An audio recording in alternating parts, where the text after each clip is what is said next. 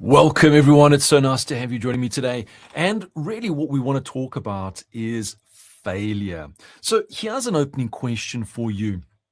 What if the only thing standing between you and the life that you want is the fear of messing it up? Now, let's be honest here. We've all been there.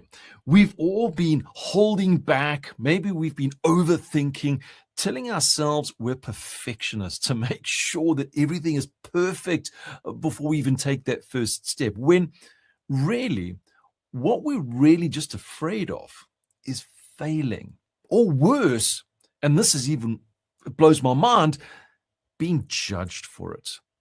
So instead of us actually going ahead and taking the actual action, we actually stay stuck.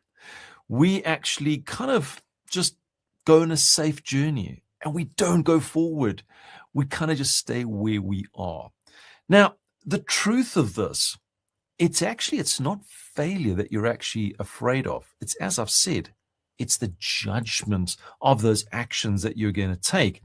And that fear that's inside of you is actually quietly shaping your decisions on what you're going to do and what you're not going to do. And ultimately, it actually starts to create the life that you lead ahead. Now, we want to eradicate that. We don't want to have this fear of failure, this fear of being judged. How do we overcome that? Well, it is actually fairly straightforward. Yes, it takes a bit of inside confidence to do it, but I want to share with you 5 tips that I've personally used. I've used them with my clients, my coaching clients, and each one of them is a very small step to help you to overcome this level of fear, if you want to call it in that particular category. So what are they? Well, let's start out with the first one. And the first one, and I've shared this in the past, what you really need to do is start to reframe failure as data, as information. You see, failure is not the opposite of success. Most people think you either fail or you have success. And that's actually not true. What failure is, it's in fact feedback. So what we need to do is we need to reframe failure in such a manner that it actually gives us that feedback. It gives us that data. And remember, every mistake that we take, all right, it actually gives you information. If you go down a road and you stand on a thorn, you're going to think, well, the next time, let's put shoes on. Every time that you feel like there's a bit of failure, I want you to reframe it as data. Look for the feedback, get that information and go, hey, what worked? What didn't work? What could I do differently? What could I do again? It's this little reframing that actually eradicates a majority of the fear out there, because then we're going ahead by saying, I actually want to learn something new. Let me try this. I'm not a fear of judgment, because really what I want to do is I just want to get information. I want to know, does it actually work? So that's the first tip. And it's a powerful one that each and every one of you can actually do, is reframe failure as data and get that feedback to learn from it, so that when you move forward, well, you're actually going to be doing it in such a high level of confidence, because you know what not to do and what to do. So that's the first one. The second one is start small. So too often when I work with clients, they have these goals. And ultimately we take these goals, we reverse them engineer down to milestones, so that we know, are we heading on the right track? Then we take these milestones and we break them even smaller into actions. And it's these actions that we need to make sure are actually quite small.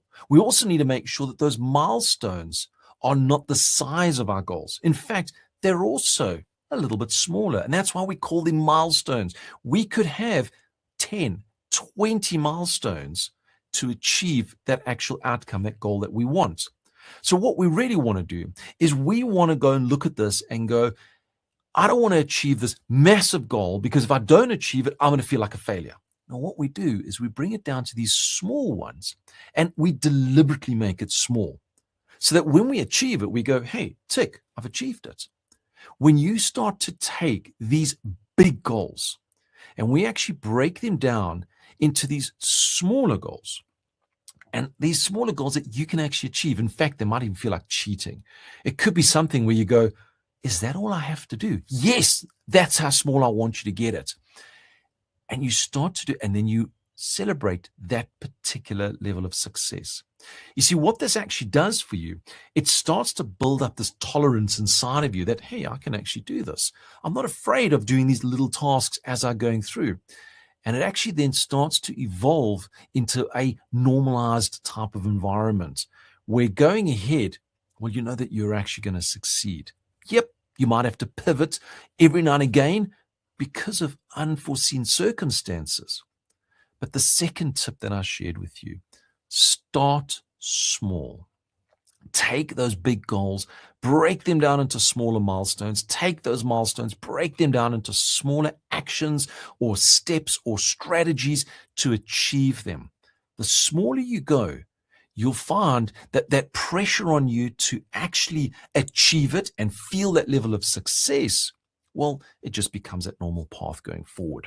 So that's the second one. The third one, and this is one that, you know what? Ditch the perfectionism, all right?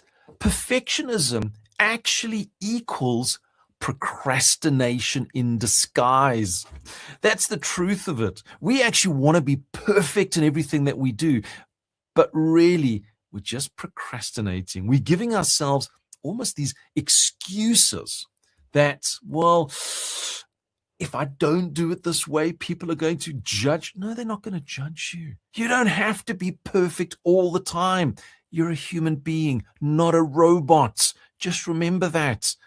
So you can make mistakes, but you learn from them. Remember, that's that data.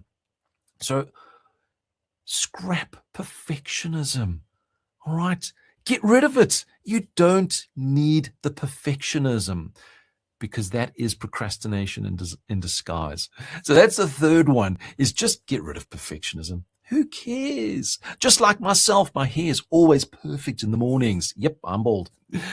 The tip number 4 that I want to share with you is focus on learning, not on the judgment. When you go ahead and you're doing something for the very, very first time, we feel, and especially if it's in public with people around us, we actually have this fear that everyone's going to judge us. Well, instead, use those individuals to learn from them. Allow them to give you that feedback. You see, most people aren't thinking about you. They're thinking about themselves. That's the truth of it. You're in this environment and they actually don't really care. Most people. There are some that do, but most people don't. They're thinking about themselves. They may be looking at you, but they could have a glazed look over their eyes. They're not actively listening. They're actually actively thinking. So focus on learning, not on the judgment.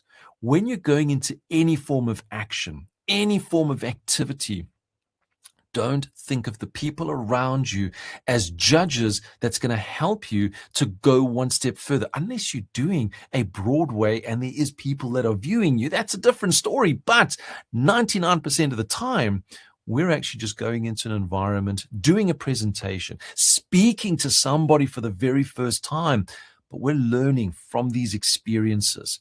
And that's what we really want to do. Tip 4 is focus on the learning. What can I learn? What can I do to improve myself going forward? And don't think about the judgment. Who cares? They don't. Most times, they don't care because they're thinking of themselves. So that's the 4th one. Focus on the learning, not on the judgment of the people around you. Now, the 5th one that I want to share with you is fail faster to succeed sooner. You see, one of the things that we've come across with high performers is they don't avoid failure. In fact, when they see something new, they actually just run into it. and they accelerate it. And the reason why they do that is they want to learn how to do it quickly. They want to go through this process so that at the end, they can actually say, hey, that worked or that did not work. They don't want to be thinking about, well, will it work? Maybe I do that. And they start getting into that procrastination. High performers always, they avoid the failure and they accelerate into something. You see, the faster you learn what doesn't work, the faster you're going to find what does work. So fail faster to succeed sooner. Now, in the beginning, this might feel a little bit uncomfortable because you've got those nerves and those butterflies, but you can just do it. You will find, and remember, break it down, small little pieces. Just go ahead and do it. You will find that you're going to be able to see this success in front. You'd start to taste it because it's so simple. It's right in front of you, but you are fearing that judgment. So these were the 5 tips that I wanted to share with you that can help you to overcome your fear of failure. The first one is reframe the failure as data, as feedback that you can actually learn from. The second is start small, reverse engineer everything down to small actions, small milestones that sometimes feels like cheating. Ditch the perfectionism. You don't have to be perfect all the time. You're a human being. Rather, just go ahead and do it, because that perfectionism, as we state, it's actually procrastination in disguise. The fourth one, focus on the learning. You want to go ahead and do something and learn, not be judged over it. So go out and learn something new every day. It actually gives you a bit of excitement. And the fifth one, fail faster to succeed sooner. So just get out there and do it. When you see those particular activities, don't sit there and procrastinate about it. Just go ahead and just do it. Learn from it. Make it smaller. I wanted to share with you these 5 simple tips that you can actually start to implement from today. And each one of them is not complicated. Each one of them you already know because you've already done it. If you reflect in your past, there's been big challenges that you've faced and you've actually overcome them. And guess what? You're still alive. You're still smiling. You've got experience and you've got people around you that going, wow, you did it. You can do it. I know that you can actually do it. You see, every failed attempt is actually a recalibration in your system, because you don't want to go ahead and do something and go, oh, that didn't work. Oh, that didn't work, and repeat it over and over. What you actually do is you start to recalibrate. You start to learn. And the great thing here is you're not starting from the scratch. You're not starting over. In fact, you're refining your approach. Think of it when you go out and you meet for a client for the very first time in a very new industry. That very first client, you're not sure how to communicate with them, but you get that one done. And then you go, that wasn't too bad, but maybe I shouldn't just blurt all the information and the product and the services at them. Maybe I should just have a little conversation before I begin. So your second client, you start like that. You see, this is how you refine your approach. And then as you're starting to go through, you'll start realizing, hey, when I meet with a particular client and I say this, they give me a much better response. And you start doing that over and over again. And that is how you then start to refine your approach as you're going forward, which is so important. So a quote that really jumped out at me when I was doing the research behind all of this and the reflection from all my clients is, success and failure are not opposites. They are partners. Just remember that. Success and failure are not opposites. They're partners. If you're not willing to fail, you're not ready to succeed. That's a big statement that came into this quote. So I'll say this again. Success and failure are not opposites. They are partners. If you're not willing to fail, you're not ready to succeed. Now, from today's session, I want you to just schedule some time to pick one thing. just one thing, and put it into practice. Remember, learning is just a way of entertainment sometimes. It's the actions that actually will then start to change your particular life. So I'm really looking forward to seeing you in a future session. So let me go. You have a fantastic day further. Cheers for now.